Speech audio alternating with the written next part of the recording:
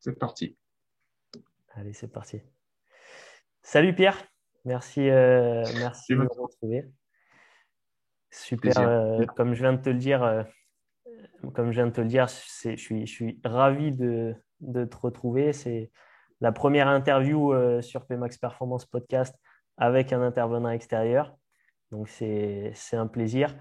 Je vais tout d'abord, pour ceux qui ne te connaissent pas, il n'y en a peut-être pas beaucoup, ceux qui ne te connaissent pas, te laisser te présenter brièvement. Avec plaisir. J'espère qu'il y en a encore qui me connaissent pas, hein, parce que sinon, ça serait pas marrant finalement de faire ce jeu-là, même si c'est pas le but. Euh, eh ben, écoute, moi, je m'appelle donc Pierre Dufraisse. J'ai beaucoup de casquettes de nos jours, et j'ai un parcours qui est vraiment très éclectique, vraiment très différent dans tout ce que j'ai pu faire tout au long de ma vie. J'ai vécu longtemps au Japon. J'ai vécu 6 ans au Japon. J'ai travaillé, j'ai fait des études dans le monde du business. J'ai travaillé pour une grosse boîte française qui vendait des machines-outils au Japon. Donc j'étais responsable commercial là-bas. J'ai été très imprégné du mode de vie japonais, de la façon de vivre, de la philosophie japonaise, des samouraïs. Ça m'a toujours fasciné, ce côté du samouraï. Euh, voilà, leur hygiène de vie m'a beaucoup impacté et leur façon de faire. Euh, et puis, les événements de la vie ont fait que j'ai beaucoup perdu de proches. En fait, la mort a toujours été très présente dans ma vie, dans ma famille et dans ma vie, avec des décès très jeunes. J'ai presque pas connu de grands-parents, par exemple. Je les ai perdus très tôt. Et puis, mon père aussi, quand j'avais dans la vingtaine. Ce qui fait de plus en plus que j'ai porté mon intérêt vers les techniques de renforcement naturel et tout simplement la prévention, en fait, la recherche de prévention en termes de santé.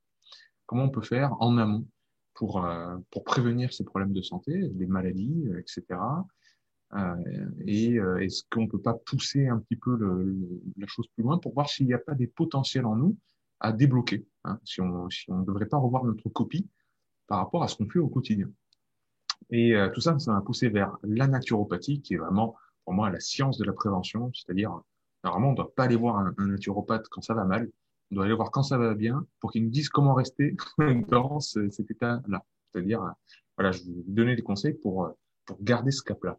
Et donc, la naturopathie a été une de mes formations premières en termes dans le monde de la santé. Et après, ça a été 3 à 4 formations par an autour de l'hypnose, autour de préparateur physique, préparateur mental. Qu'est-ce que j'ai eu comme d'autres diplômes et certifications? Bah, je suis allé voir Christian Thibaudeau, je suis allé voir Julien Pinault, je suis allé voir des grands noms comme ça. Je suis allé voir Ido Portal, des grands noms de la préparation physique et surtout voilà, des gens qu'on apprécie pour leur sagesse et leur vision qui sont généralement extrêmement larges. C'est-à-dire, ce ne sont pas étriqués dans un certain domaine. Et tout ça, ça m'a donné envie non seulement d'en faire mon métier, mais aussi de le partager sur les réseaux. Et j'ai créé une chaîne YouTube qui s'appelle Verisme TV, et sur laquelle je me régale à parler de physiologie avec mon tableau qui est juste là. Voilà.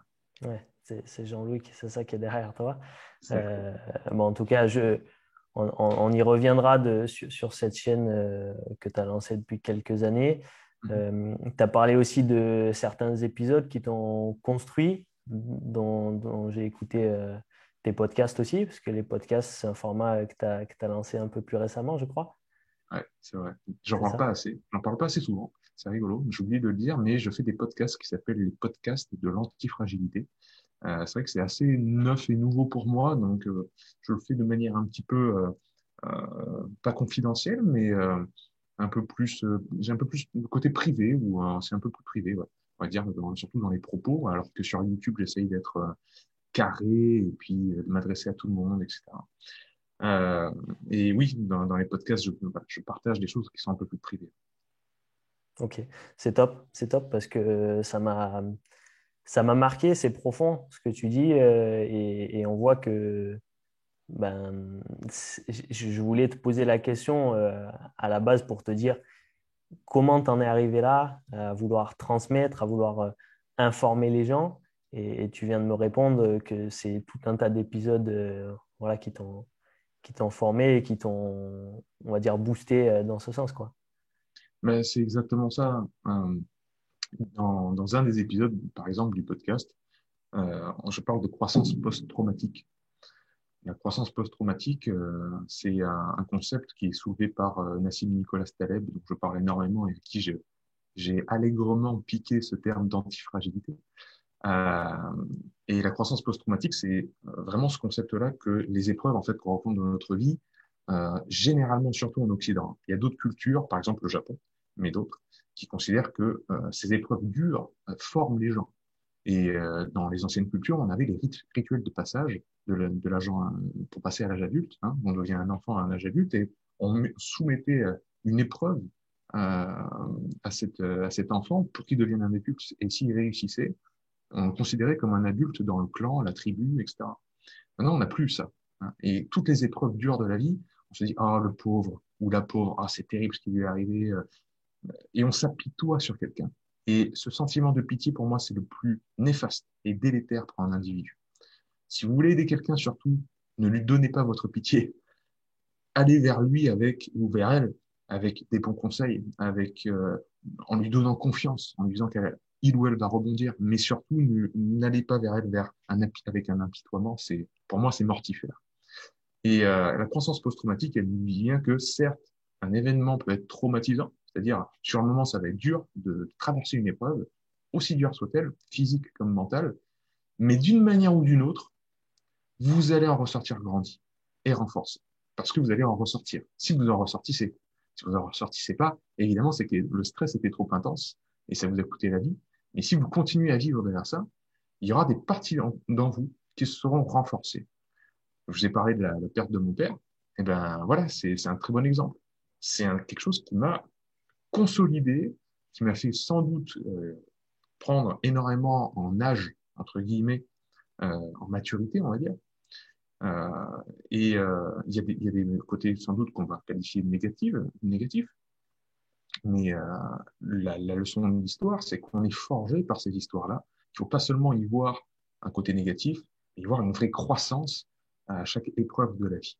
Donc, euh, donc voilà, ouais, c'est à peu près Ouais, ça, je pense, la c'est, réponse. c'est super. Moi, ça me parle. J'espère que ça parle aussi à tous ceux qui écouteront. Euh, j'ai, j'avais une question parce que tu parles beaucoup de Nicolas Taleb. Je me le suis noté dans des livres. Je ne connaissais pas forcément cet auteur. Mais ce dont tu parles, ça fait aussi écho au phénomène de résilience, en fait, que les gens connaissent un peu plus parce que c'est vrai que depuis quelques années, on parle de Boris Cyrulnik, de la résilience. C'est un peu aussi cet aspect-là. Et tu Ah, parlais d'antifragilité. Euh, dans ma bibliothèque, j'ai un livre aussi, on va dire que dans le domaine de la préparation physique du sport, ce terme d'antifragilité, il est devenu un peu plus utilisé avec le livre de Benjamin Delmoral, où il parlait d'antifragilité dans le sens où on se doit, en tant que coach, en tant que préparateur physique, d'accompagner nos athlètes vers un, un sentiment, enfin, vers une prévention générale pour devenir antifragile. Alors, il y a, on va dire, l'antifragilité psychologique, mentale et cette forme de résilience dont tu parles, et aussi l'antifragilité physique. Et c'est vrai que les deux notions sont quand même importantes. oui, alors il y a peut-être une petite différence à faire et un point sémantique à faire parce que euh, euh, cette antifragilité dont je parle, c'est vraiment à rapprocher par rapport à la loi de l'Hormèse. Euh, L'antifragilité de Nassim Nicolas Taleb, c'est différent de la robustesse et de la résilience, parce que quelque chose qui est robuste ou résilient, il est toujours jusqu'à un certain point. Il prend l'image du phénix, c'est-à-dire le phénix, tu peux le tuer, et il renaît toujours de ses cendres. Mais il renaît de ses cendres et pour réapparaître au même point, tu vois, c'est toujours le même phénix, quoi. Il s'est pas amélioré, il n'y a pas une troisième aile qui lui a poussé dans le dos, c'est toujours le même. Et ça, c'est la robustesse. C'est-à-dire, une barre de fer, c'est robuste jusqu'à ce que tu arrives à trouver la bonne contrainte et la bonne force pour la casser. Ce qui est antifragile, c'est ce qui va se renforcer par rapport à l'exposition à la volatilité, c'est-à-dire aux événements hasardeux de la vie. Pour ça, il prend l'hydre de Lerne. C'est-à-dire, c'est une hydre à 6 têtes. Tu lui coupes une tête, ça devient une hydre à 7 têtes. Le fait de couper une tête en fait repousser deux. En fait, à chaque fois, à chaque choc, elle se renforce. C'est comme si tu avais une porcelaine, tu la lâches, elle se casse, elle est fragile. Si la porcelaine, tu la prends en métal, tu la lâches, elle se casse pas, elle est un peu cabossée, mais elle se casse pas, donc elle est résiliente, hein, elle est résistante par rapport à la porcelaine. Et si tu prends par contre une espèce de porcelaine nouvelle génération que tu lâches et à chaque choc, elle se renforce et ça te permet de la lâcher encore plus haut, ça, c'est une antifragilité. Donc, tu vois, l'antifragilité, c'est pas la robustesse ni la résilience. C'est un concept qui dépasse tout ça et qui est en lien avec notre hormèse en nous, c'est-à-dire la capacité d'un système complexe à se renforcer quand il est soumis à des agents stressants. Et c'est ça le truc, c'est que il faut pas comprendre, faut bien voir que nous sommes antifragiles et que ce concept-là, il est différent de la fragilité et de la robustesse. Sinon, on va croire qu'on est robuste et que donc on n'est pas faible. Mais on est tous faibles. Tu traverses la route, tu as une voiture qui traverse, qui te fonce dessus, tu meurs. On faut pas se croire des Superman. On est des Superman au niveau de notre antifragilité, et ça c'est beau. C'est-à-dire on peut s'adapter, on peut faire des choses complètement dingues, on peut aller dans des bains froids, on peut faire, voilà, j'adore m'éclater là-dedans. Mais je n'en oublie pas non plus ma condition de mortel. Et ça c'est important de se le rappeler.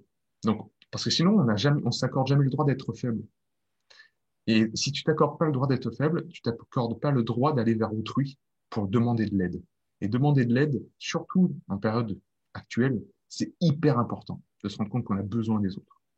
Donc, tu vois, il y a une sémantique à faire pour bien comprendre ces concepts-là. Sinon, les mots sont utilisés, et je le vois aussi popper un peu partout le terme d'antifragilité, hein, mais très souvent, c'est mal compris. Parce que le livre Antifragile de Taleb, il fait 900 pages, je crois.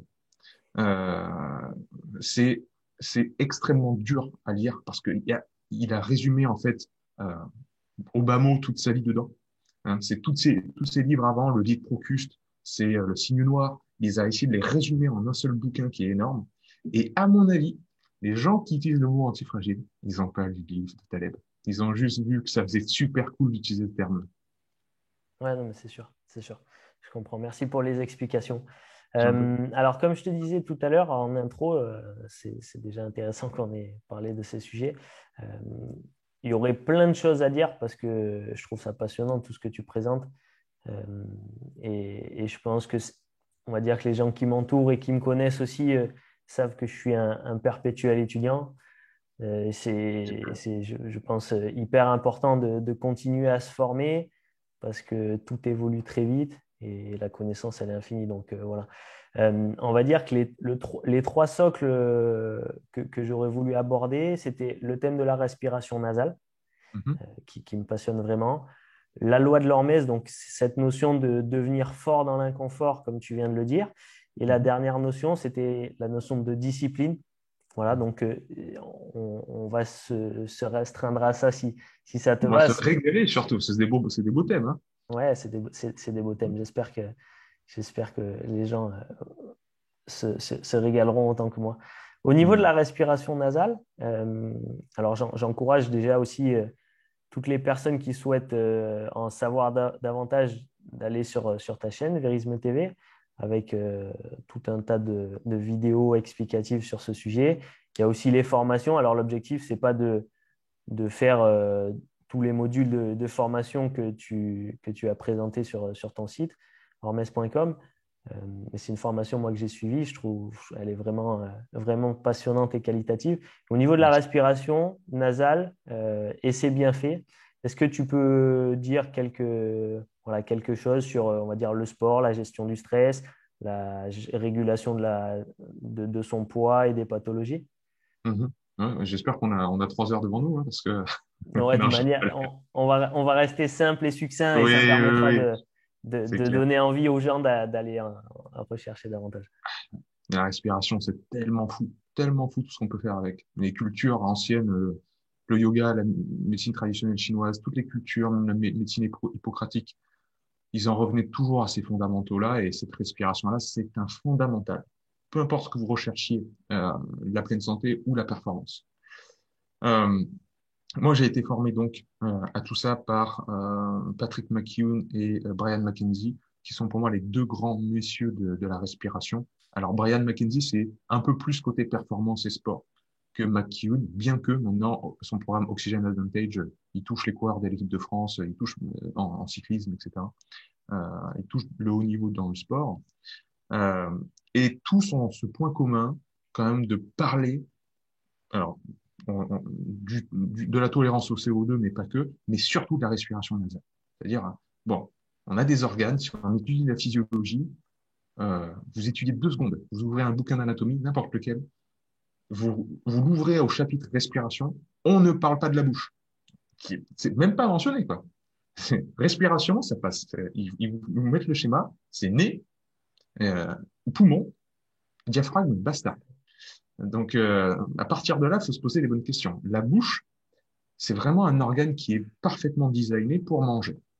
Mastication, enzymes salivaires, la ptyaline, tout ce que vous voulez au niveau de la bouche, ça le fait. Par contre, pour la circulation de l'air, pour la turbulence et pour tout ce qui est protection avec mucus, antibactérien, etc., il y a presque que dalle.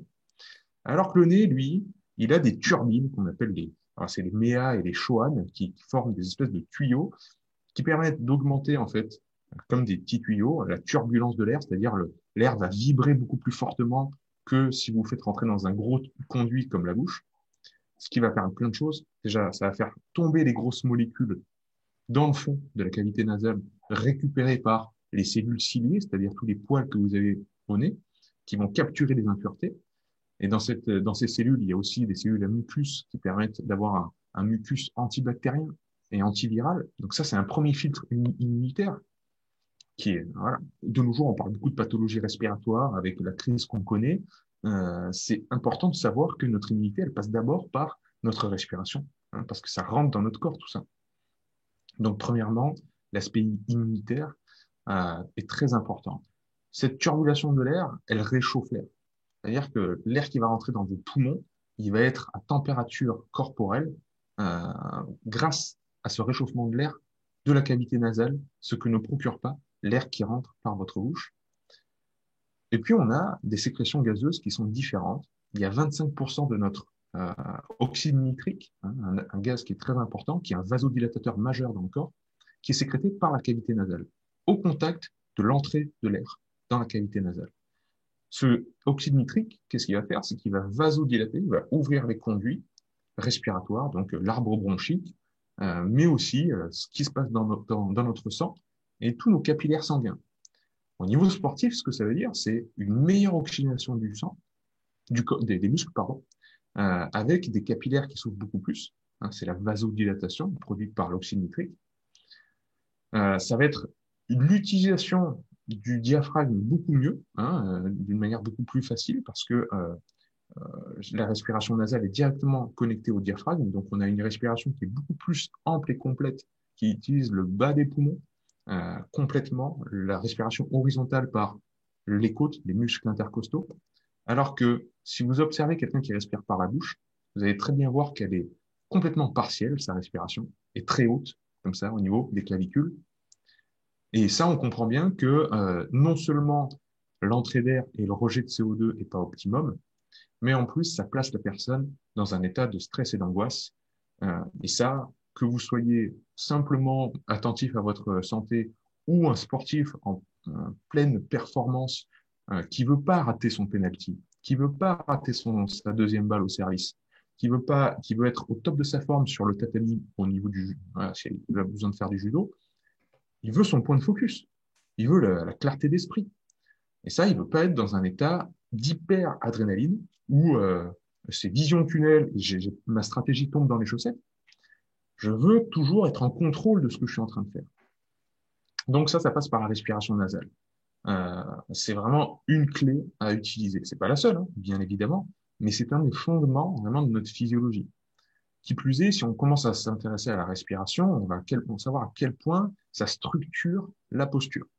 Les deux piliers du diaphragme s'insèrent sur la colonne vertébrale. Et pour tous ceux qui font du powerlifting ou de l'haltérophilie ou enfin powerlifting et haltérophilie et musculation, tout ça, qui font par exemple je sais pas, moi, ils vont charger une barre, ils vont faire un squat, un back squat hyper lourd. On vous apprend dans les bons clubs et dans les bons programmes à faire le bracing, c'est-à-dire à bloquer au niveau de la respiration. Je prends fortement, je bloque. C'est normal. Hein. On essaie de faire un vase qui se tient, une espèce de contenant d'air au milieu du tronc cérébral qui se tient pour avoir une structure forte, pour structurer son tronc et sa colonne vertébrale. Donc ça, c'est hyper important au niveau de la structure entière du corps. Voilà, ça fait déjà beaucoup d'informations, mais c'est déjà ça le principal. C'est déjà des bases qu'il faut comprendre. Et Ouais, ce qui est quand même malheureux, c'est que en fait, à peine le nouveau-né qui sort du ventre de la mère, c'est la première chose qu'il va faire, la respiration nasale. ouais.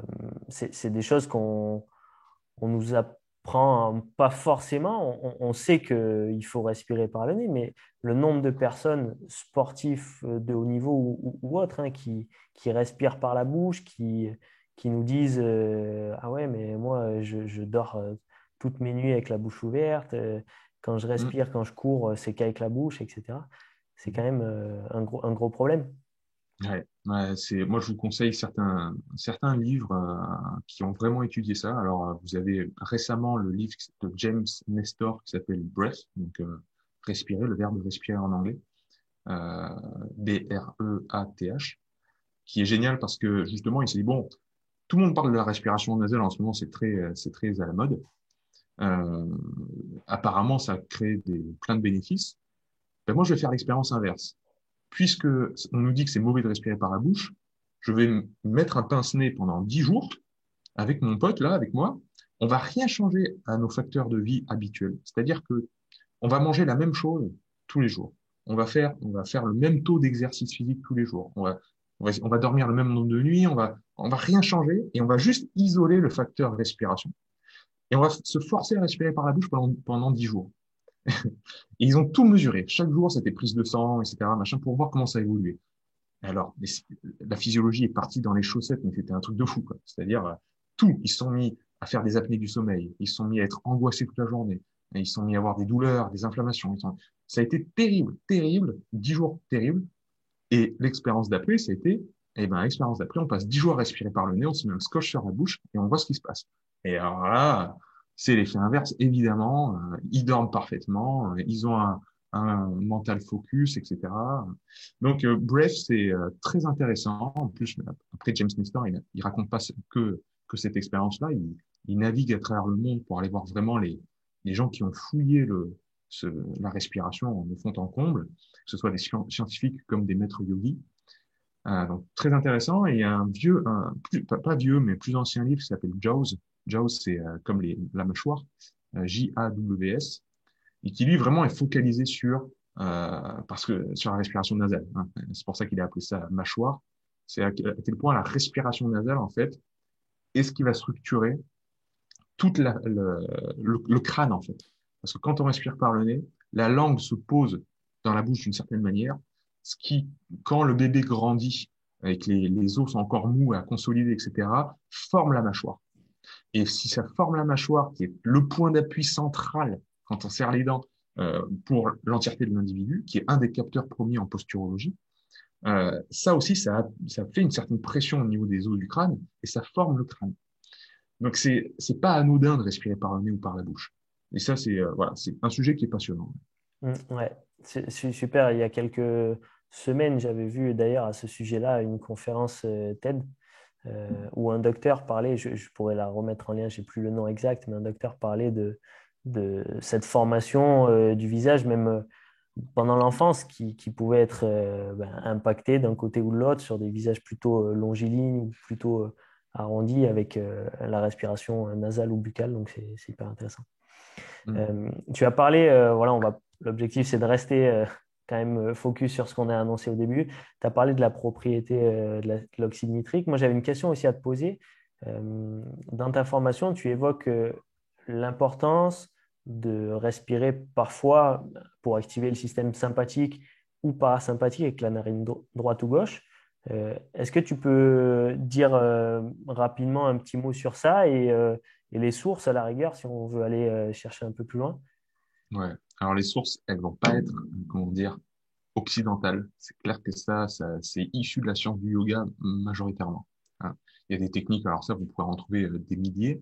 Par contre, si on veut vraiment des études scientifiques, il me semble que j'étais tombé sur une étude scientifique qui était pas mal, c'est-à-dire vraiment qui semblait être de qualité, parce que je pense qu'il y en a, mais ça laisse à désirer généralement, quoi. Il me semble en avoir trouvé une il y a quelque temps qui était pas mal. J'essaierai de la retrouver. Sinon, c'est vraiment la science du yoga qui nous parle de l'activation du sympathique par la narine droite et le parasympathique par la narine gauche. Et, et ça nous permet aussi d'être un outil de diagnostic, c'est-à-dire il y a par cycle alors il me semble que c'est 90 minutes. Et le cycle de 90 minutes dans notre horloge biologique, notre horloge circadienne, il est récurrent. Le cycle de l'attention, le cycle de la pulsation de certaines hormones. 90 minutes, c'est un cycle qui revient souvent, donc ces 90 minutes-là ne m'étonnent pas trop.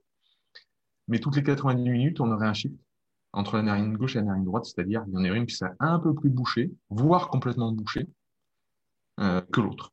Voilà. Donc vous pouvez tester, hein, amusez-vous, voir si là vous essayez de respirer par la narine droite, ça passe, par la gauche, ça passe. Bon, si c'est à peu près égal, ok, pourquoi pas. Puis dans la journée, voir si c'est un peu plus bouché à droite, un peu plus bouché à gauche, et votre état d'esprit à ce moment-là, et votre état énergétique à ce moment-là, qu'est-ce qui vous dit?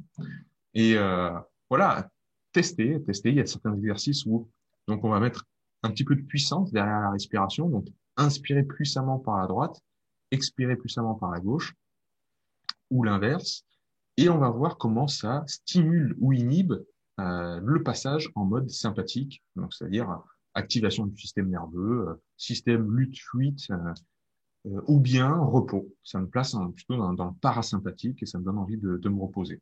Voilà, ça passe par la pratique. Moi, pour la pratique, j'ai une corrélation par rapport à la théorie que nous enseigne le yoga. Je trouve que ça marche vachement bien.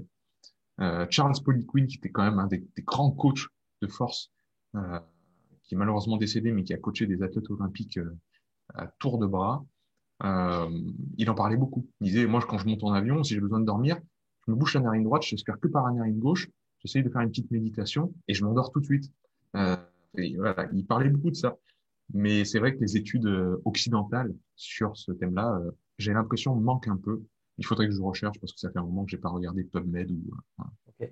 J'ai écouté il y a quelques jours aussi un autre podcast. J'écoute beaucoup de podcasts de Upside Strength de Sean Peel. Je sais Ouais, pas si ouais, tu connais, ouais, où il interviewait Ruben Valero. ouais, Et Ruben parlait de cette importance aussi des respirations droite-gauche. Alors, l'explication n'était pas encore très claire, mais c'est pareil, comme tu le dis, ça doit le mieux dans toutes ces techniques, c'est aussi de se faire sa propre expérience et d'aller chercher ses propres réponses.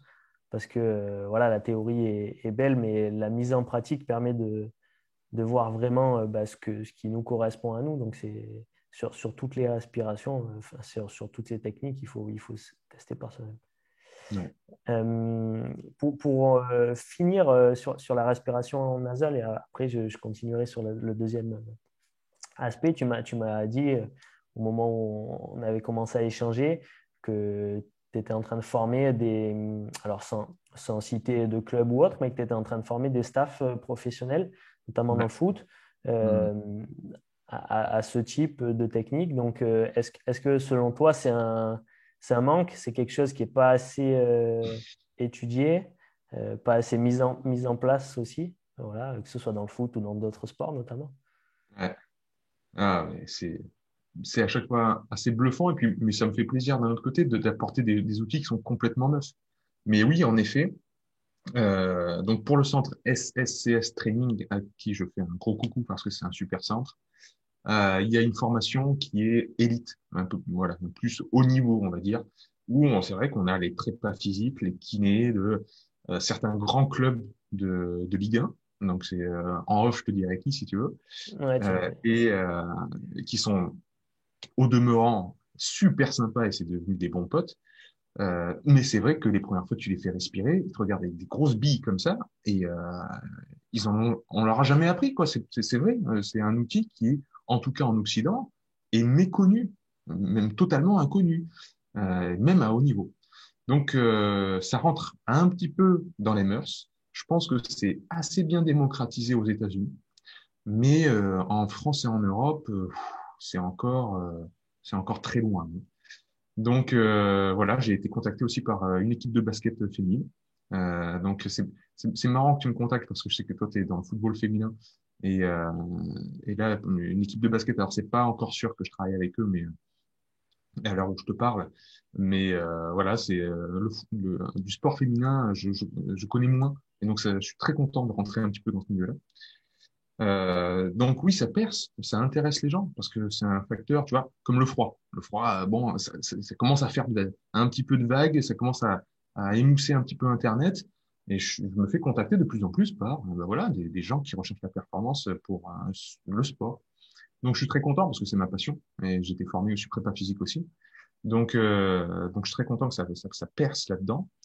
Euh, et oui, pour répondre à ta question, à chaque fois, c'est très nouveau et il faut reprendre les bases des bases, passer par la physiologie, la compréhension du corps humain. Et après, on a des techniques, mais à tour de bras pour la résistance au CO2. Vraiment, cette tolérance au CO2, améliorer ça, entraînant, pardon, l'hypercapnie, l'hypocapnie, euh, faire des superventilations, faire surtout du contrôle neuromoteur du diaphragme, des muscles intercostaux par le nerf phrénique, par les nerfs intercostaux. Donc vraiment travailler ce lien entre le tronc cérébral et le bulbe rachidien et les muscles de la respiration. C'est grosso modo la connexion cerveau-muscle qu'on développe en musculation. Ouais. C'est tout simplement. C'est vraiment volontairement, est-ce que je suis en contrôle à 100% de mes muscles ou seulement à 20%? Et force est de constater que la plupart du temps, même à haut niveau, c'est 10 à 20%. C'est-à-dire, essaye de respirer uniquement par ton diaphragme et la personne, tu vois, les clavicules qui montent. Et bon, bah, là, tu n'y es pas du tout. La connexion n'a pas été faite. Donc, voilà, c'est intéressant à voir. Et puis, je pense que les prochaines années vont être marquées par tout ça. Le monde du CrossFit a été révolutionné par Chris Hinshaw, qui a commencé à entraîner Jason Khalipa et Rich Froning, et qui a, voilà, il leur a fait comprendre que la respiration et l'entraînement aérobique, même s'ils font du CrossFit et que c'est beaucoup d'entraînement en anaérobie, plutôt, voilà, lactique et alactique, la base aérobique et la respiration doivent être bossées parce que c'est votre structure, c'est la base de votre pyramide. Et sur ça, si ça c'est fébrile, vous essayez de poser de l'intensité dessus, ça va pas le faire. Donc, euh, donc voilà. Non, mais c'est clair et c'est évident. Je suis persuadé de ça. En fait, on fait la course, j'ai l'impression, depuis plusieurs années, même si j'ai pas voilà, une grosse expérience, on va dire, dans ce monde-là, parce que je suis plutôt jeune dans ce métier. Mais par contre, je m'en rends compte qu'on est à la course à l'outil qui va coûter cher, qui va être innovant. Euh, et on en oublie souvent les fondamentaux, que ce soit dans la performance, dans la récupération. Parce que quand on parle récupération, alors oui, il existe plein de techniques de récupération. Il y a tout ce qui est aussi extérieur et qu'on ne fait pas soi-même, donc les massages, euh, toutes les techniques de kiné, les ventouses. Et en fait, les fondamentaux, comme tu dis, c'est tout simplement une bonne hydratation, un bon sommeil, euh, une bonne hydratation, et une bonne alimentation. Donc voilà, je pense que c'est des choses sur lesquelles il faudrait vraiment davantage sensibiliser dans le sport, mais même pas que, les gens en général, pour une meilleure santé. Et donc la transition, elle est trouvée, tu en as parlé un petit peu juste avant, au niveau de la loi de l'Hormèse, ce que tu prônes souvent pendant tes vidéos, pendant tes formations. Est-ce que tu peux donc expliquer les différentes portes d'entrée dont tu Mhm. parles, que tu utilises quotidiennement et voilà, qui permettront à chacun de chercher leur level up, en fait, de se développer sur le plan personnel. Ouais. Ben, cette loi de l'Hormèse, elle est essentielle parce qu'elle nous constitue. C'est-à-dire, c'est pas un truc qu'on doit trouver, c'est déjà en nous. Faut bien comprendre qu'on est arrivé à ce niveau-là de complexité. toi et moi en train de faire un podcast sur Internet, en utilisant des micros et des technologies comme ça, en train de philosopher sur le pourquoi du commun, eh ben, on est arrivé là à ce niveau de complexité parce que le vivant, il a tapé dans des murs. Et la contrainte, c'est-à-dire être de face à un problème, crée de l'innovation. C'est ça qui est important. Tout réagit par surcompensation face à un événement stressant. C'est-à-dire, il m'arrive quelque chose, et c'est quand il m'arrive quelque chose que c'est frustrant et que, en plus, si en plus je mets ma vie en jeu, alors là, la plasticité de mon cerveau va être telle que je vais inventer des nouveaux circuits neuronaux, je vais tenter des nouvelles choses avec des outils que je connais déjà, voire je vais inventer des nouveaux outils. Enfin, et ça, c'est de la surcompensation. Ça, c'est notre hormèse. L'hormèse, c'est tout simplement, c'est un phénomène biologique, en fait. Quand on soumet un stress à un organisme biologique, il a tendance à se renforcer, si et seulement si derrière, il y a une phase de repos qu'on appelle d'intégration suffisante. Donc, euh, l'hormèse, on peut très bien la bosser de différentes manières. C'est vrai que l'une des plus puissantes, c'est la raréfaction de nourriture. C'est normal. Si tu manges pas, tu meurs. Donc c'est normal que le corps, il déclenche des processus biologiques extrêmement puissants quand, depuis un certain temps, il n'y a pas eu de nourriture. Donc c'est vrai que le jeûne intermittent, c'est hyper tendance de nos jours. Beaucoup de gens en parlent.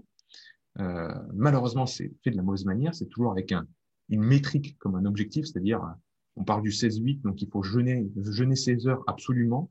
Et les gens vont plus du tout écouter leur ressenti et ils vont jeûner juste 16 heures en regardant leur montre et en étant dans un état d'anxiété maximale pour qu'au bout de 16 heures, ils cassent le frigo en mangeant n'importe quoi. Donc, généralement, c'est un peu n'importe quoi.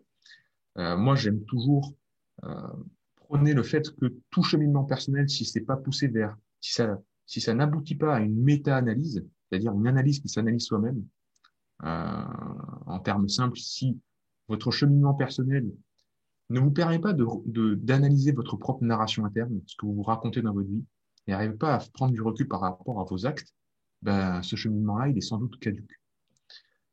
Donc, euh, le jeûne, ça peut être super, comme ça peut être un outil pas du tout adapté pour vous. Il faut savoir s'écouter. Donc, pour revenir à la loi de l'hormèse, quand on se met en période de jeûne, on a des processus adaptatifs, on a certains neurotransmetteurs et des hormones qui sont sécrétés, notamment la noradrénaline, l'adrénaline, une hausse du cortisol, les hormones thyroïdiennes, un boost d'hormones de croissance. Le corps, en fait, il va mettre en branle plein de processus pour être hyper alerte, pour repérer, pour aller chasser, pour aller cueillir un fruit, cueillir une plante, repérer dans l'environnement quelque chose qui pourrait être de la nourriture, parce que ça fait longtemps qu'on n'a pas mangé. Tout simplement. C'est une stratégie de survie hyper claire, nette et précise. Donc, voilà. Savoir utiliser le jeûne intelligemment en écoutant ses ressentis, c'est ce que j'essaie de transmettre. Après, la respiration, c'est idem.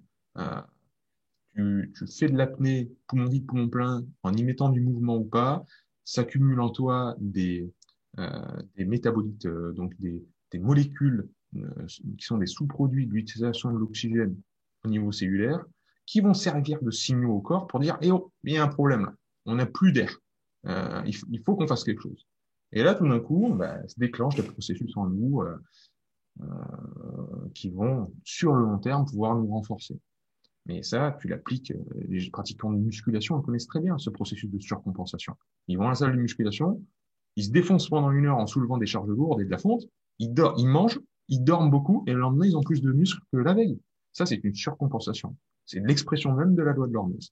Donc, si on travaille bien, si on respecte encore une fois, comme tu l'as dit tout à l'heure, les facteurs essentiels de la santé, c'est-à-dire un bon repos, bonne alimentation, bonne hydratation, de l'exercice physique convenable, à la bonne dose, c'est-à-dire pas une hypoactivité, pas un surentraînement, mais juste ce qui me challenge moi, à la limite de mon adaptation, eh bien, après ça, je me repose bien, et ben, il va y avoir un gain. L'hormèse, c'est synonyme de gain. C'est surtout pas synonyme de douleur. Ça, c'est important aussi à comprendre. Donc, voilà, l'exercice physique comme porte d'entrée, la respiration, l'alimentation et le jeûne intermittent. Après, on a mes petits chouchous qui sont l'exposition au froid et au chaud. Et là, oui, c'est sûr que j'ai été formé par Maurice Dobar, donc qui est le seul maître occidental reconnu par les Tibétains en yoga Tummo, qui est le yoga du froid.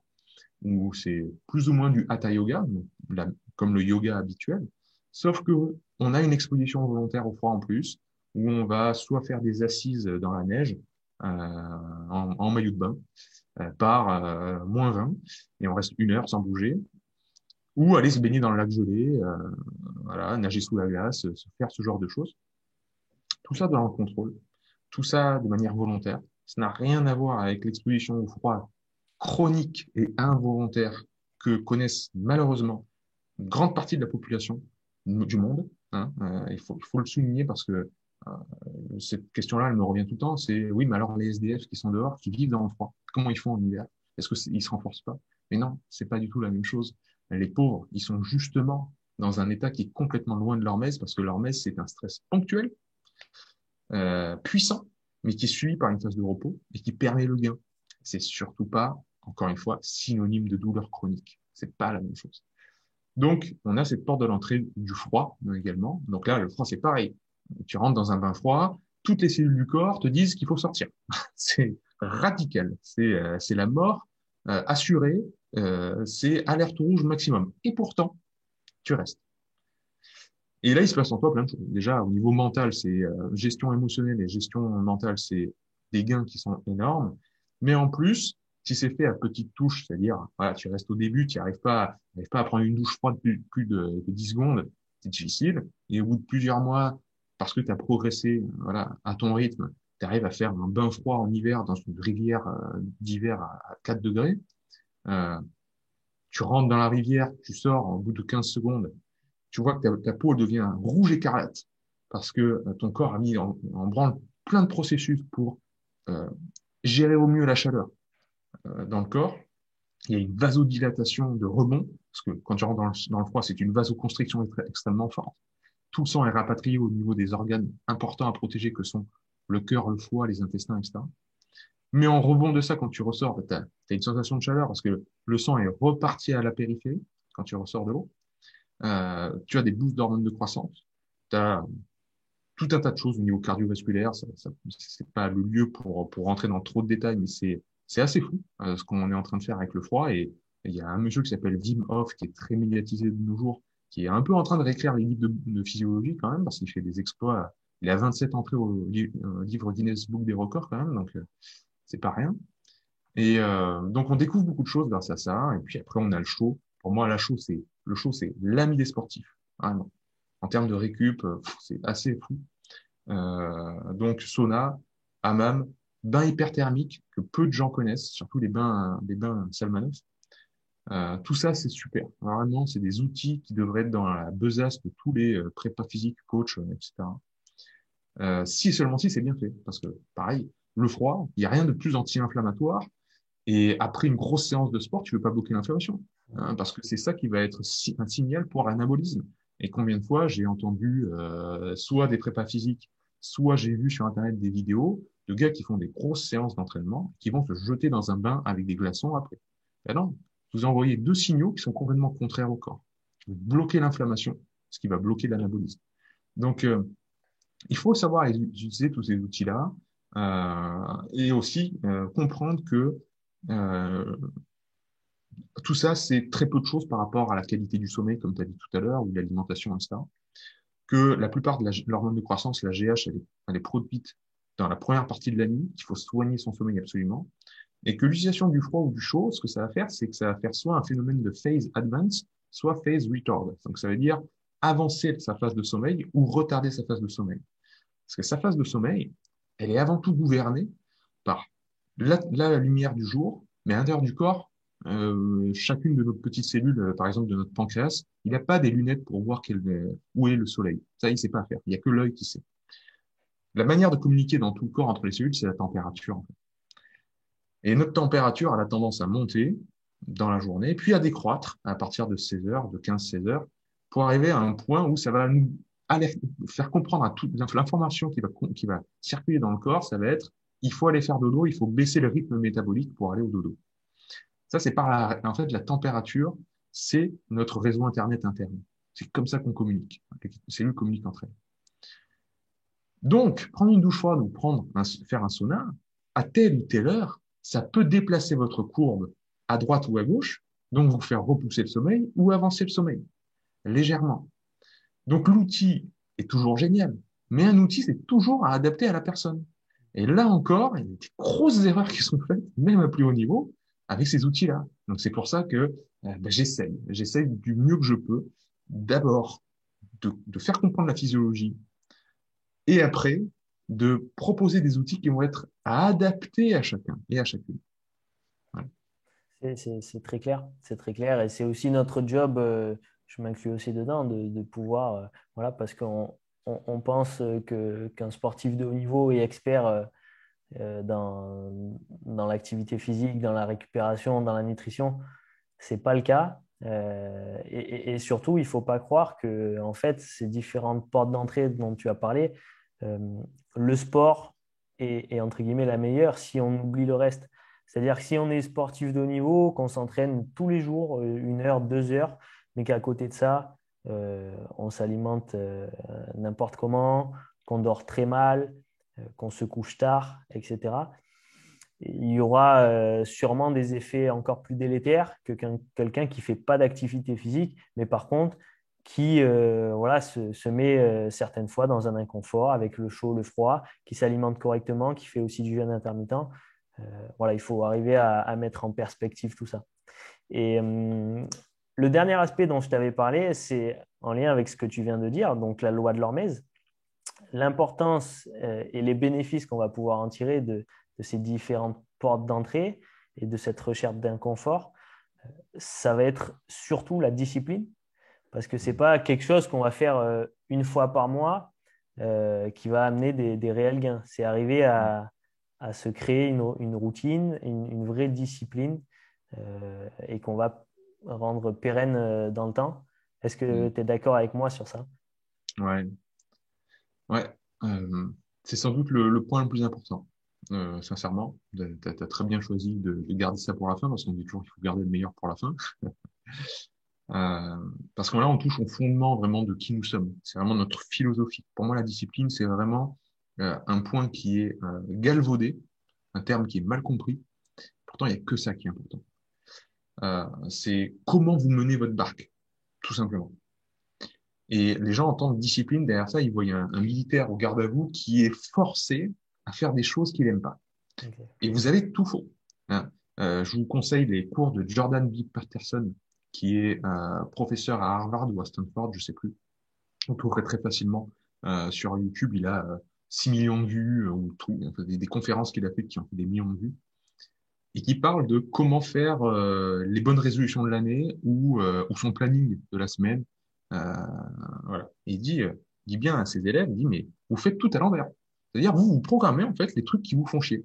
C'est-à-dire, demain, je dois faire ça, je dois faire ça, je dois faire ça à telle heure, je dois faire ça, etc. Et tous les trucs qui sont chiants, que vous n'avez pas envie de faire, en fait, vous essayez de les caler dans votre journée en vous disant c'est important. Et si je les note au moins, eh bien, le lendemain, j'aurai plus de chances de les faire, quoi. En gros, c'est ça votre stratégie. Alors que pas du tout. Il faut planifier, l'art de la planification, c'est planifier ce qu'on aime. C'est-à-dire, et après, c'est une négociation avec soi-même et ses impératifs familiaux et professionnels. J'entends bien, mais c'est d'abord planifier. Si vous aimez jouer au tennis ou faire du piano, et bon, euh, je vais essayer de trouver un créneau entre 10 heures et 11 heures ou entre 13 heures et 14 heures avant de reprendre le boulot pour me faire la bonne demi-heure de piano. Euh, et après, bon, ben voilà, j'ai une négociation avec ma famille, avec mon job, etc., pour voir si c'est faisable ou pas. Mais vous prenez le problème à l'envers. Et tu vois, là, sur mon tableau, là-haut, on le voit pas trop, mais il y a que la moitié de la phrase. Il y a écrit aimer ce que l'on fait versus faire ce que l'on aime. Et le problème actuel, c'est qu'on essaye, mordicus, de coller à des dogmes et d'aimer ce que l'on fait. C'est-à-dire, ah bah, j'ai lu ou j'ai entendu Pierre dire que c'était bon de faire des bains froids. Je vais essayer d'aimer les bains froids, tu vois. Je vais me forcer à faire un truc qu'un autre fait, trouver une règle qu'un autre a inventée, à le faire. Et puis, parce que ça fait du bien, parce qu'on m'a dit que, donc parce qu'il y a un dogme qui me semble bien, je vais essayer de coller à ce dogme-là. Ça, je vais essayer d'aimer ce que je fais. Et si vous cherchez ça toute votre vie, d'aimer ce que vous faites, vous risquez de naviguer dans cette vie en perdition constante, dans le brouillard, pour arriver à la fin de votre vie, merde, j'aurais dû faire un peu plus ce que j'aime. Et c'est différent de faire ce que l'on aime. Faire ce que l'on aime, c'est, comme les disent les Japonais, c'est trouver son ikigai. C'est-à-dire trouver notre raison de vivre, ce qui nous fait vibrer, notre passion.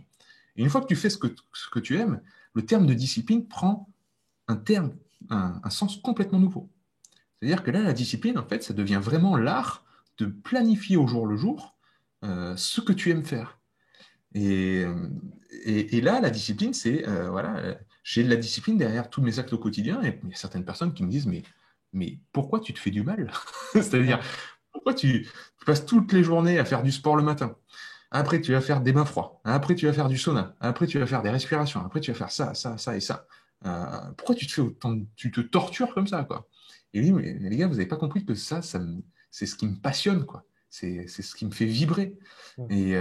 Et on pourrait être autant passionné et être autant épanoui en plantant des clous, hein. Je pense que vraiment chaque tâche, ou en faisant des petits croissants le matin si on est boulanger, ou en faisant chaque métier et chaque tâche peut nous rendre heureux si ça nous correspond, si c'est ce qu'on aime, au lieu d'essayer de faire aimer ce que l'on fait. Vraiment, c'est-à-dire, bon, j'ai m'accroché à ce truc parce que, machin, parce qu'on m'a dit que. Et ça, malheureusement, c'est assez terrible. Et là, la discipline, elle prend le sens de, OK, il faut que je me force à faire ça. Il faut que je me force à faire des listes, tu vois, pour faire tous les trucs dans ma journée. Il faut que je me force à étudier l'anglais. Tu vois. Mais peut-être que ça te gonfle d'étudier l'anglais. Et que, par contre, le dessin, ça te met sur Jupiter et que tu pourrais passer tes journées à dessiner. Bon, ben là, il y a peut-être des pistes à explorer. Mais le problème, c'est que de nos jours, on vit dans la société de la diversion et que de passer du temps avec soi-même, à s'écouter soi-même, à vraiment écouter ses ressentis et sa narration interne, c'est devenu très rare.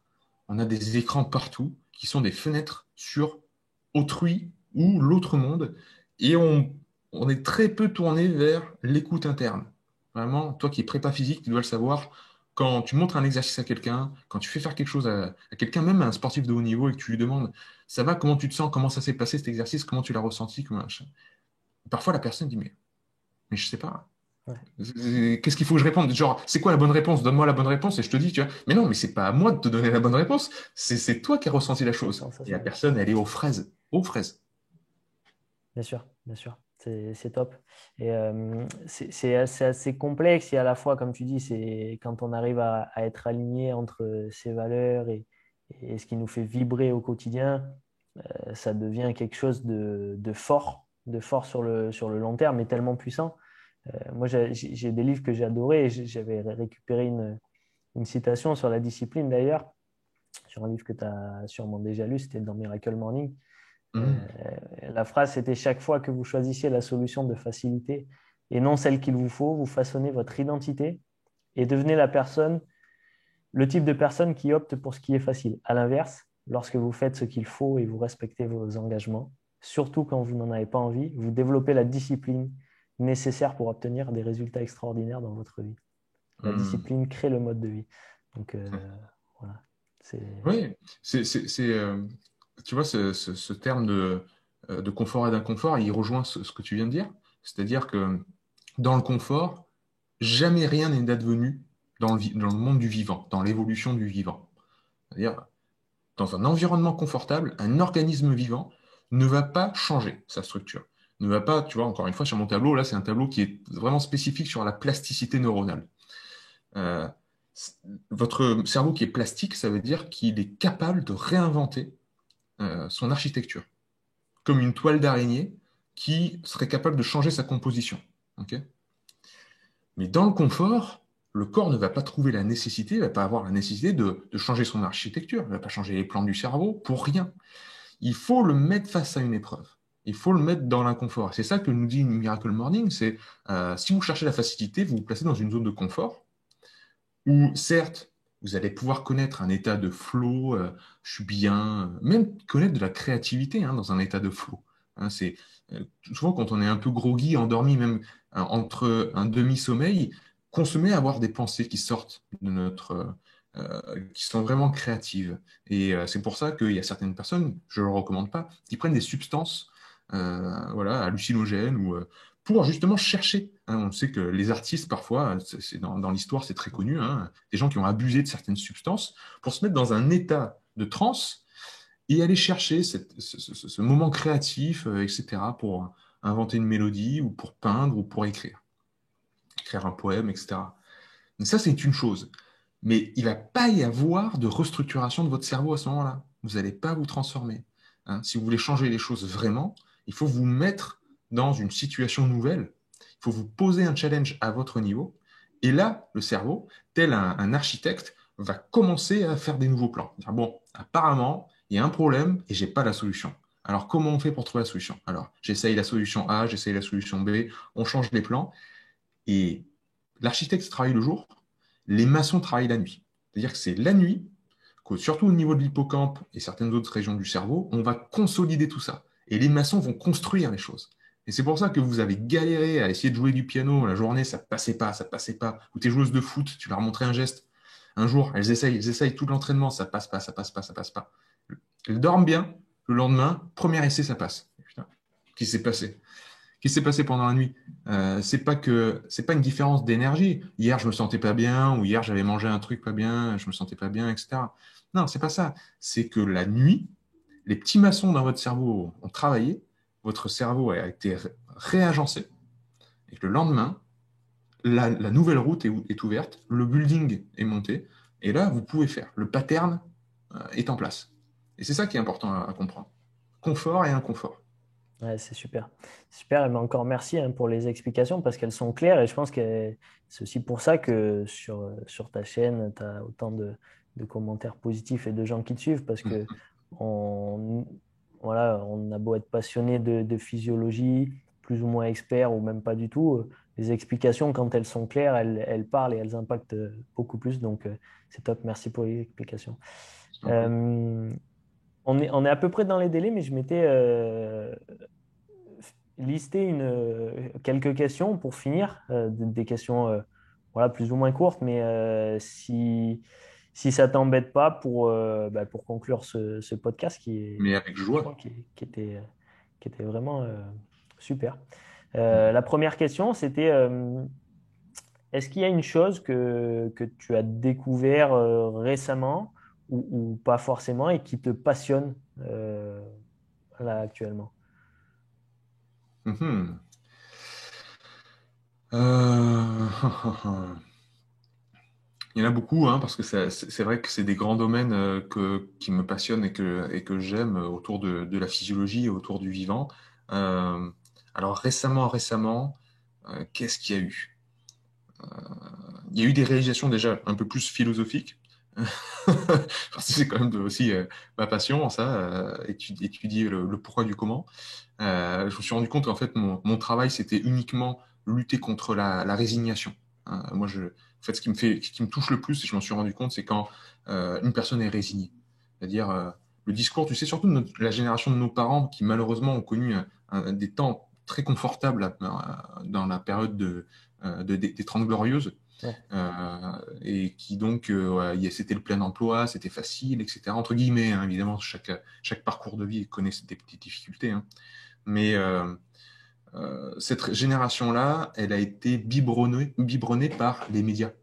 C'est-à-dire, c'était l'arrivée de la télé, du journal, de TF1, France 2, de 20h, etc., où les médias avaient une prestance et une importance, c'était très pyramidal. C'est-à-dire, ce qui était dit dans le journal de TF1, c'était la vérité sur Terre. Et on ne pouvait pas le remettre en question. Et notre génération qui a grandi avec Internet, on a un peu plus un filtre à bullshit, et on va chercher nous-mêmes nos informations sur Internet, à checker les sources. On est un peu plus voilà, versatile, quoi. On va voir un petit peu à droite à gauche, et on est moins comme ça. Ce qui fait que ça crée malheureusement, on dit les temps faibles, les temps forts, les temps durs, pardon, créent des gens forts, Mm. mais les temps faciles créent des gens faibles. Et donc les temps faciles, bon, bah, ça a créé des personnes d'une certaine génération qui ont très facilement, qui disent, oh bah oui, mais je vieillis, c'est comme ça, tu sais. Voilà, quand on vieillit, on a le diabète ou on a le cancer, etc. Et Mentalité. ça m'irrisse les poils, tu vois. C'est ce genre de truc, tu vois. Voilà. Et ou se dire, ah, c'est la vie, faut pas être comme ci, faut être comme ça. Et ça, cette résignation en fait du genre, je peux rien y faire. Et ce n'est pas de mon ressort. et je peux rien changer. Et même, c'est même pas ça, c'est pas que je peux rien changer. Déjà, dire je peux rien changer, mais si tu as envie de lui dire, mais qu'est-ce que t'en sais? C'est ne même pas avoir la force d'essayer. Et ça, pour moi, ça me fout droit. Tu vois, vraiment, c'est vraiment ce qui me fait très, très peur, parce que j'ai vu que ça a touché des gens très proches de moi. Et j'ai vu à quel point ça tue l'individu, en fait. Hein. C'est vraiment, ça devient terrible. Mm. Donc, je me suis rendu compte que mon travail, il œuvrait avant tout pour lutter contre la résignation. Et donc, pour ça, tu redonnes de l'autonomie aux gens. En fait. Tu leur fais comprendre que voilà, ils sont autonomes et ils sont forts. Même s'ils sont fragiles, comme je disais tout à l'heure, ils sont aussi antifragiles. Ils sont aussi des forces en eux. Et ça, c'est aussi une résiliation au niveau du vocabulaire et de la sémantique, ce terme de résignation. Au-delà de ça, bon, ben non, il y a quand même des études dans des nouveaux, comment dire, sujets et thèmes qui m'intéressent énormément, que sont les neurosciences, la théorie du chaos, la physique quantique aussi, qui est très peu connue et galvaudée en ce moment, où on utilise le terme de quantique à tort et à travers sans connaître vraiment les bases scientifiques. Euh, voilà, non, C'est je creuse, voilà. super, super, super. Euh, As-tu des mentors, des gens qui t'ont inspiré, qui continuent à t'inspirer, sur lesquels tu t'appuies? Ouais, ouais. Il y en a pléthore, vraiment. Je les cite souvent, hein, j'essaie de les citer au maximum, parce que j'ai du mal avec les gens qui, justement, beaucoup sur les réseaux sociaux, qui se disent coach de machin chouette, et qui, en fait, qui font du copier-coller de ce qu'ils ont vu à droite et à gauche. Mm. Moi, j'essaie vraiment de citer, de vous dire, voilà les gens qui m'ont formé. Parce que si je suis allé les voir, donc, il y a eu Maurice Daubard, comme je l'ai dit, grand maître, grand monsieur qui a œuvré toute sa vie pour la dignité des plus faibles. Il a donné toute sa vie euh, aux SDF, il les a accueillis dans sa maison, il a tout fait, il a fait de l'humanitaire. C'est quelqu'un d'extraordinaire et qui, en plus de ça, à côté, reste 1 heure dans un bain de glace. Hein, c'est le maître reconnu par les Tibétains. Ido Portal, parce que j'adore toute sa philosophie autour du mouvement, autour de la physicalité. Et le gars, c'est une tête. C'est-à-dire que j'ai eu la chance de faire son stage intensif à Lisbonne d'1 semaine. Donc 1 semaine avec lui, on s'entraîne 8 heures par jour, c'est une machine de guerre. J'ai jamais vu ça. J'étais sur les rotules. J'étais avec un pote qui est hyper sportif aussi, et pareil, David, que je salue. Euh, t'as à peine le temps de manger, de faire une sieste d'1 demi-heure dans la journée, tu t'entraînes 8 heures par jour. C'est mortel. Et ce petit gars est à la fois un philosophe, un spécialiste en physiologie.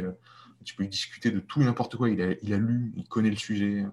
Et en plus de ça, il te fait un backflip comme ça. Mm. Nickel chrome, sans élan. Euh, Bref, Ido Portal, ça a été un des grands mentors. Euh, j'ai beaucoup aimé tout le travail de Charles Poliquin. Et c'est pour ça que je suis allé me former auprès de Christian Thibaudeau, qui est plus ou moins son descendant, entre guillemets. Euh, Mathieu Boulet, qui est devenu un ami en posturologie, qui m'a formé en posturologie, qui est un grand monsieur qui également, lui, est engagé. Hein, vraiment, il prône une certaine philosophie de la vie.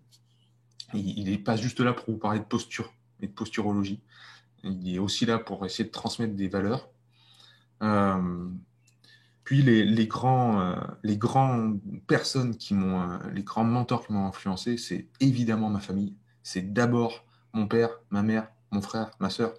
Euh, j'ai mis cet ordre-là, mais c'est mélangé, ils sont tous à la même hauteur. Ce sont des maîtres parce que ils m'ont transmis des choses, ils m'ont fait grandir par leur qualité, par leurs défauts. C'est-à-dire que j'apprends aussi. Bismarck disait, et ça je l'ai appris de mon pote Idriss Aberkan, qui est aussi un de mes mentors et un de mes meilleurs amis. Je salue Idriss.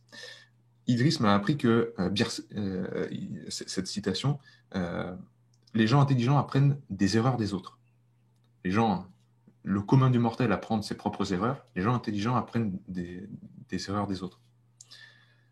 Moi, ce qui m'intéresse aussi, c'est de remercier, encore une fois, les membres de ma famille pour toutes les erreurs qu'ils ont fait dans leur vie et les conneries qu'ils ont fait. Et d'apprendre et de me dire, mais je ne ferai pas la même chose. Tu vois, mon père, il n'a pas pris soin de lui, il est mort d'une leucémie. Parce qu'il faisait des conneries. Il a mangé de la merde toute sa vie, fast food, pizza, il faisait sans doute pas assez d'exercice. Voilà, il a fait après des régimes draconiens. Il perdait 30 kilos, en fait. Tu vois, il y a des trucs qui n'allaient pas. Et puis, il stressait trop. Et puis, il n'y avait pas assez de dialogue dans la famille entre sa maman, entre ma maman. Tu vois, il y a des conflits triangulaires, c'est terrible. Mais ça, c'est comme si mon cerveau, il avait pris des notes. Il dit, bon, il ne faut pas faire ça dans la vie. Il ne faut pas faire ça, il ne faut pas faire ça, il ne faut pas faire ça. Et apprendre des autres, c'est une clé, vraiment, pour moi. Donc, voilà, mes grands mentors, c'est ces gens-là. Et après, les coachs et les prépas physiques que j'ai pu voir, mais aussi les maîtres de yoga, mais aussi, etc. Et puis moi-même, j'ai envie de dire, tous les matins, où je me dis, bon, là, j'essaie de penser aux bonnes choses et aux erreurs que j'ai faites et essayer d'avancer du mieux que je peux dans ce truc bizarroïde que personne ne comprend qu'est la vie. C'est top, c'est top. Et tu vois, pour avoir écouté déjà pas mal de vidéos et de podcasts de toi, j'avais mis entre parenthèses ton père parce que j'étais sûr que tu allais le citer avec tous les membres de ta famille. Donc, c'est top. J'adore vraiment ta réponse. Si tu avais à conseiller trois livres ou podcasts ou sources d'informations, de divertissement qui t'ont marqué et que tu pourrais conseiller à ceux qui nous écoutent. Alors, on a cité beaucoup de fois Taleb, alors je ne vais pas le répéter. Ouais, voilà.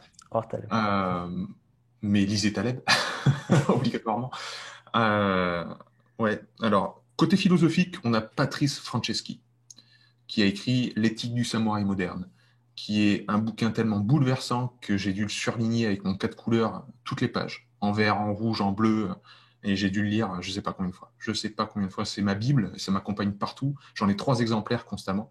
Donc j'en ai un beau que je garde de côté, j'en ai un pour mon sac à dos, et j'en ai un autre que j'ai en rab le jour, si jamais il y a une catastrophe et que les deux autres brûlent.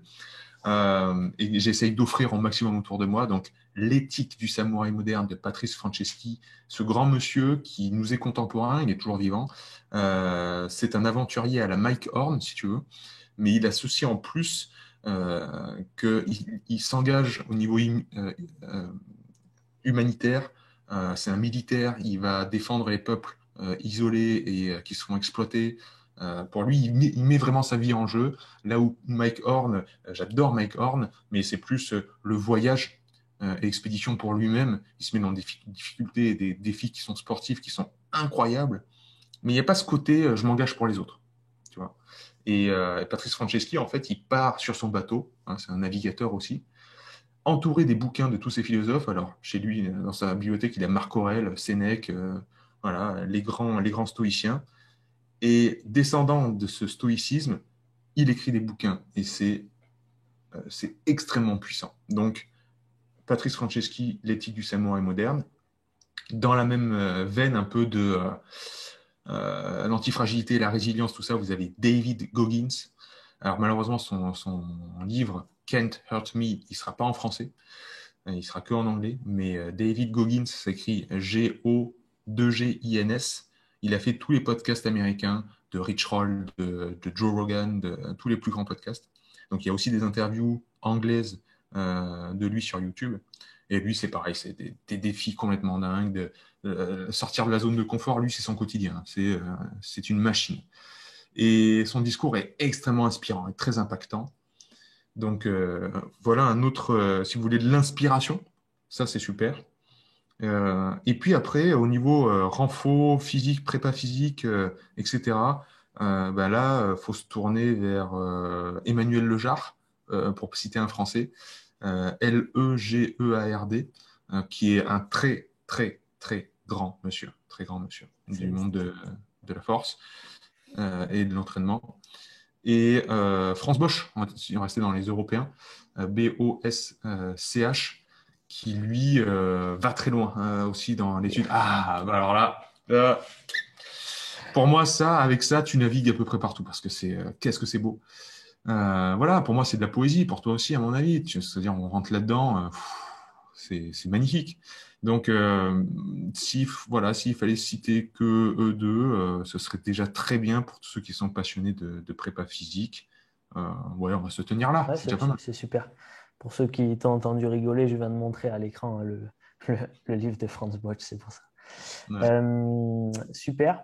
Si, alors là, c'est toujours pareil, réponse rapide. Si tu avais un nom ou Je une sais pas pro... faire les réponses rapides, je suis désolé. Je sais, mais c'est top parce que après, c'est surtout que j'ai pas envie de te prendre plus de temps que ce qu'on avait Non. prévu. Mais voilà, je me régale. Euh, Hmm. Si tu avais un nom ou une profession ou une thématique, même si le podcast est jeune et que j'ai fait des formats solo, mais dans l'avenir, si tu avais quelqu'un ou une thématique à me conseiller, qu'est-ce que tu aimerais entendre sur le podcast? Ou qui est-ce que tu Ah, aimerais entendre? pas facile, ça. Euh, Bah, j'ai cité mon pote Idriss Aberkan, qui est pour moi un génie, tout simplement, et je mâche pas mes mots, hein, je mesure la portée de mes mots. C'est une personne qui peut te surprendre aussi bien par ses connaissances en poésie, en géopolitique, en économie, en physiologie, en neurosciences.